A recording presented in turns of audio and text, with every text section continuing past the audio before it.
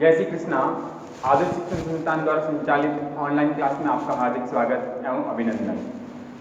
हमने अपने पूर्व की वीडियो में 5वां पाठ पढ़ा और उसमें अपन ने अम्ल क्षार की संकल्पनाएं पढ़ी थी। पहली संकल्पना थी आयनिस की अम्ल क्षार संकल्पना। आयनिस की अम्ल क्षार संकल्पना के अनुसार अम्ल जलीय विलयन में हाइड्रोजन आयन देते हैं और क्षार जलीय विलयन में हाइड्रोक्साइड आयन देते हैं, वे अम्ल क्षार कहलाते हैं। ऐसे ही दूसरी जो संकल्पना पढ़ी थी अपन ने पढ़ी थी अम्ल क्षार की ब्रांचेड लोरिस संकल्पना। ब्रांचेड लोरिस संकल्पना में क्या था, प्रोटोन दाता अम्ल कहलाते हैं और प्रोटोन ग्राही क्षार कहलाते हैं। लेकिन आज जो हम पढ़ेंगे वो है अम्ल क्षार की लुईस संकल्पना। ये संकल्पना जो है अप्रोटिक पदार्थ अम्ल व क्षारों के लिए उपयुक्त नहीं थी। तो ऐसे पदार्थ जिनमें प्रोटॉन नहीं होते हैं अर्थात अप्रोटिक पदार्थ होते हैं, उनके लिए एक नई संकल्पना प्रस्तुत की गई थी जो कि इलेक्ट्रॉन के आधार पर थी। उसे हम कहते हैं, तीसरा है अम्ल क्षार की लुईस संकल्पना। लुईस संकल्पना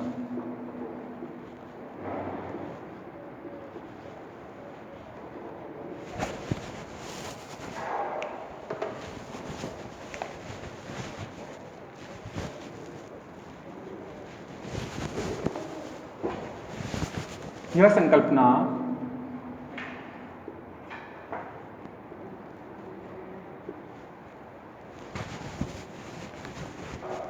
उन्नीस सौ 23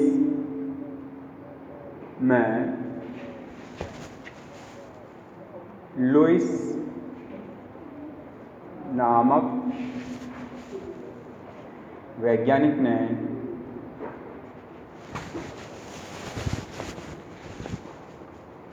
प्रस्तुत की।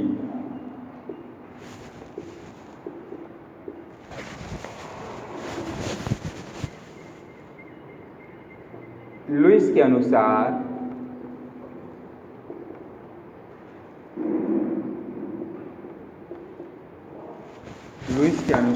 अम्ल वे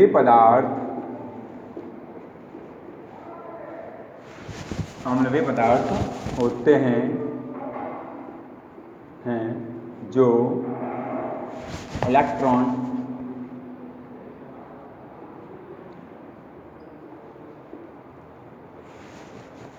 युग्म ग्रहण करते हैं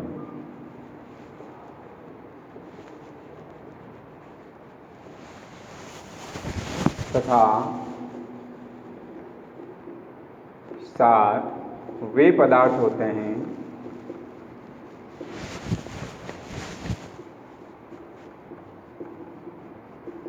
जो इलेक्ट्रॉन युग्म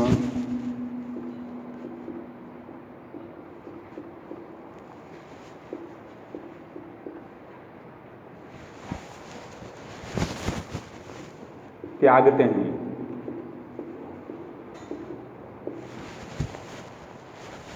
अप्रोटिक पदार्थ के लिए जो अम्ल और क्षार होते हैं उनके लिए ब्रांचेड लोरी की संकल्पना उपयुक्त नहीं थी। इसके बाद में नई संकल्पना प्रस्तुत की गई थी जो कि इलेक्ट्रॉन के आधार पर थी।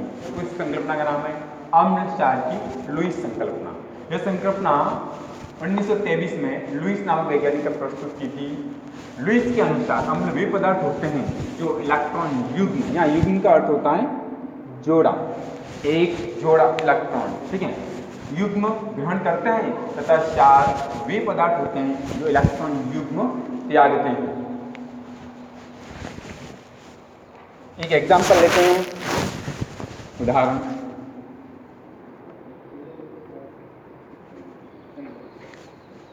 BF3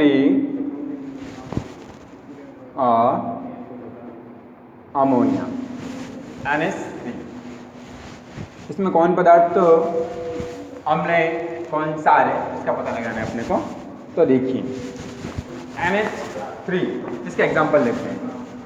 बोरॉन, हमें इसके लिए इलेक्ट्रॉन बिंदु स्ट्रक्चर बनाना पड़ेगा, जिससे अपने को पता चल जाएगा कि किसके पास इलेक्ट्रॉन युग्म की कमी है और किसके पास इलेक्ट्रॉन युग्म अधिक है। तो बोरॉन, बोरॉन का परमाणु क्रमांक 5 होता है और इसके बाह्यतम कोश में कितने इलेक्ट्रॉन होते हैं? हाँ, 3, 1 2 3। अब क्लोरीन है, क्लोरीन का परमाणु क्रमांक 9 होता है और बाह्यतम कोश में कितना होता है? 7। तो हमें शो करना है क्लोरीन बाह्यतम कोश में 7, 1 2 3 4 5 6 7, 1 2 3 4 5 6 7, 1 2 3 4 5 6 7। किसी भी परमाणु को स्थायित्व प्राप्त करने के लिए अस्तित्व पूरा करना होता है, तो उसकी वो क्या कहते हैं? इलेक्ट्रॉन का साझा कर लेते हैं। यहाँ पे देखो क्लोरीन की जो बाह्यतम कोश में 7 है, एक इलेक्ट्रॉन इससे साझा कर लेगा तो कितने हो जाएंगे? 8। तो इस प्रकार से ये इसके बाह्यतम कोश में कितने हो गए? 7 और 1 बोरॉन से ले रहा है तो 8। ऐसे ही ये वाला फ्लोरीन, ऐसे ही ये वाला, इनके बाह्यतम कोश में कितने हो गए? ऐसे अब इनको भी स्थायित्व प्राप्त करने के लिए इलेक्ट्रॉन का साझा करना होता है। तो अब देखिए बोरॉन के पास 1 2 3 4 5 6 ही है, अभी इसके पास 2 इलेक्ट्रॉन की क्या कमी है? तो इलेक्ट्रॉन युग्म जो ग्रहण करते हैं, यहाँ पे एक इलेक्ट्रॉन युग्म ये ग्रहण करेगा तो ये क्या हो जाएगा? अम्ल। जो इलेक्ट्रॉन युग्म ग्रहण करते हैं वो क्या होता है? अम्ल। ऐसे अब हम अमोनिया क्या देखते हैं। अमोनिया में नाइट्रोजन, नाइट्रोजन के बाह्यतम कोश में कितने इलेक्ट्रॉन होते हैं? परमाणु क्रमांक 7 होता है, तो बाह्यतम कोश में कितने होंगे? 5, 1 2 3 4 और 5।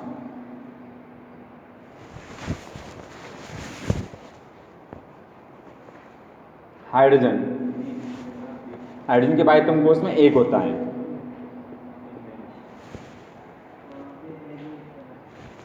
अब इनको वही साझे के द्वारा स्थितित्व प्राप्त करना है। एटम के हाइड्रोजन के बाह्यतम कोश में 1 इलेक्ट्रॉन होता है और एक साझा करके अपना अंदर वाला कक्षक जो होता है उससे स्थायित्व प्राप्त कर लेगा, तो 1 2 हो गई।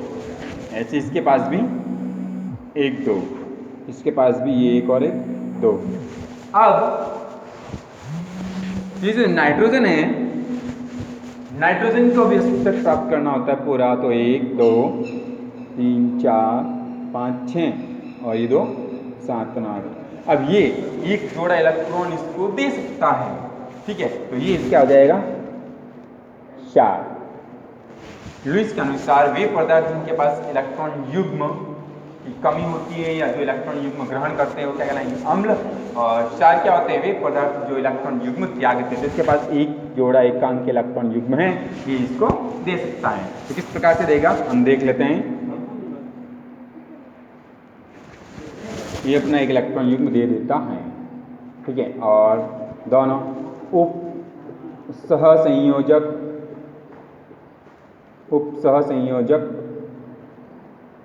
बंध से जुड़ जाते हैं। देखिए तो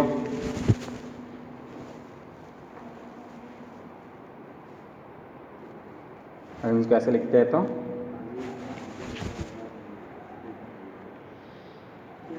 ये उपसहसंयोजक बंध के द्वारा जुड़ जाते हैं। तो लुईस के अनुसार अम्ल तो वे पदार्थ होते हैं जिनके पास इलेक्ट्रॉन युग्म की कमी होती है या जो इलेक्ट्रॉन युग्म ग्रहण करते हैं लुईस अम्ल कहलाएंगे, और जो एक इलेक्ट्रॉन युग्म दे देते हैं अर्थात त्यागते हैं, ये क्या कहलाएंगे? लुईस क्षार। और ये जो आपस में जब जुड़ते हैं यौगिक, तो उपसहसंयोजक बंध के द्वारा जुड़ते हैं। ये उपसहसंयोजक बंध है, हम तीर के निशान करके इसको लिखा है, ये उपसहसंयोजक बंध। इस प्रकार से ये एग्जाम्पल है।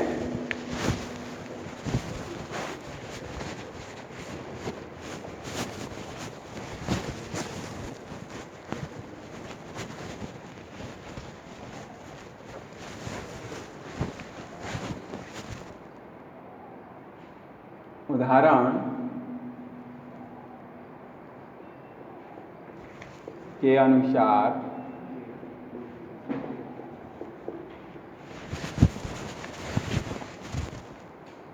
अम्ल इलेक्ट्रॉन युग्म ग्रहण करते हैं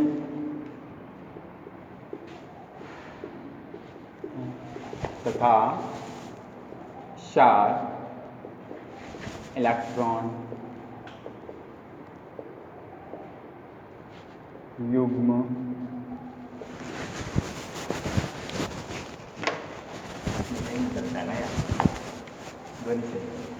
इलेक्ट्रॉन युग्म त्यागते हैं और यौगिक बनाते हैं।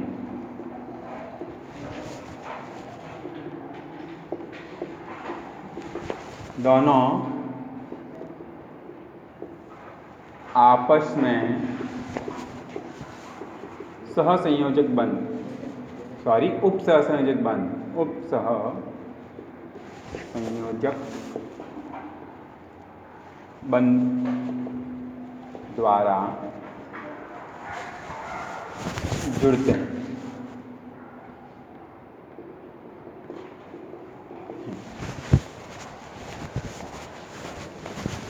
तो ये उपसहसंयोजक बंध के द्वारा जुड़ जाते हैं और बनाते हैं यौगिक।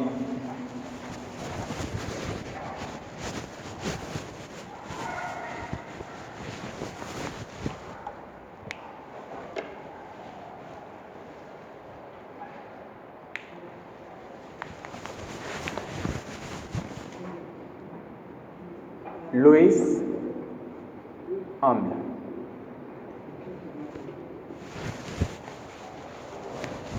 वे यौगिक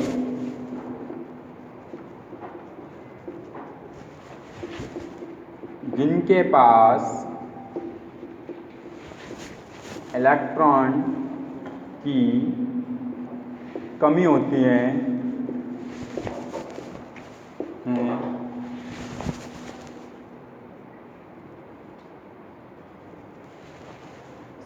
धनायन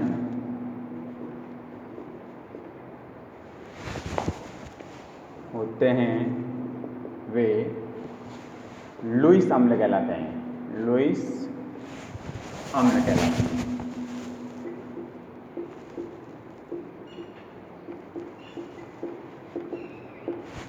जैसे BF3 है ये, AlCl3, मैग्नीशियम +2 और सोडियम +2। ठीक है, ये लुईस अम्ल होंगे। वे यौगिक जिनके पास इलेक्ट्रॉन की क्या होती है, कमी होती है, या वे धनायन होते हैं, तो क्या कहलाते हैं, लुईस अम्ल कहलाते हैं। अब लुईस क्षार, लुईस क्षार वे यौगिक जिनके पास इलेक्ट्रॉन की कमी नहीं होती हैं,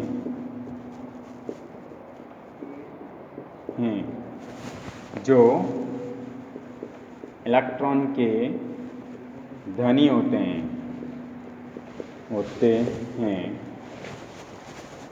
वे लुईस क्षार कहलाते हैं। लुईस क्षार कहलाते हैं। जैसे